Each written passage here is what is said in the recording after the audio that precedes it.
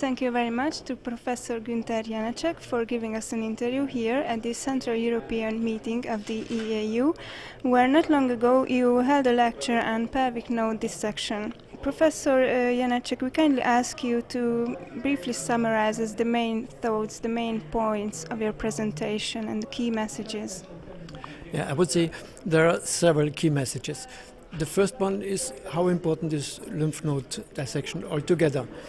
And so far it was not really considered very important, and many surgeons didn't do it at all. But that was at the time where we did a radical prostatectomy for a wrong indication, which means low-risk patients, and certainly those patients did not need lymph node dissection, but they also really did not need radical prostatectomy altogether. Now we have learned that we have to do radical prostatectomy for the high-risk patients and the patients with advanced disease, where so far we mostly did radiotherapy. But now, when we now go for those patients, we have to care for lymph node dissection, and we have to do a good lymph node dissection. So the indication now has become very clear. The next question, the next key point, what is a good lymph node dissection? When you look in the guidelines, it's only mentioned lymph node dissection in a given template, so-called extended lymph node dissection. But when you look in the literature, you see that the false negative rate of extended lymph node dissection is at least 10%. And this is still quite high for the gold standard. And it's basically it's a blind dissection, which means in a given template we remove all the nodes, which means we remove nodes of the prostate, but not all the nodes of the prostate, but also we remove nodes which are not linked to the prostate but to other organs. And the removal of those nodes results in complications, mostly lymphocyte formation. So we should become better.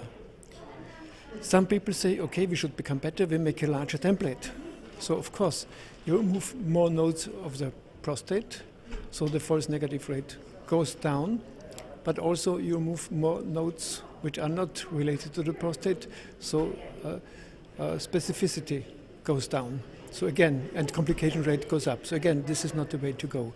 And this is what we do now. We do a so-called targeted lymph node dissection, which means we make the nodes of the prostate visible. And when we started, we made it visible, not visible that really could see it, but we injected radioactivity, technetium, and so you could find them by screening with a gamma probe. And the gamma probe gives a sound, so you don't see it, but you hear this. So we could find them, but it was quite difficult to find them. And the next step was that we now use ICG, indocyanine green, which is a fluorescence, and now with the fluorescence we can see them. And so this is a big difference. Now all of a sudden we see the nodes of the prostate and we can just remove the nodes of the prostate.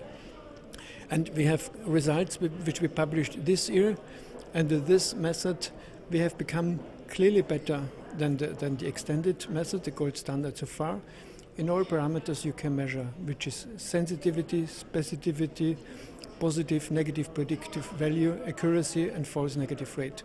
So we have clearly better results and no more lymphocyte formation. And basically this is relatively simple. The equipment is not expensive, so we are very much convinced that this is the way to go.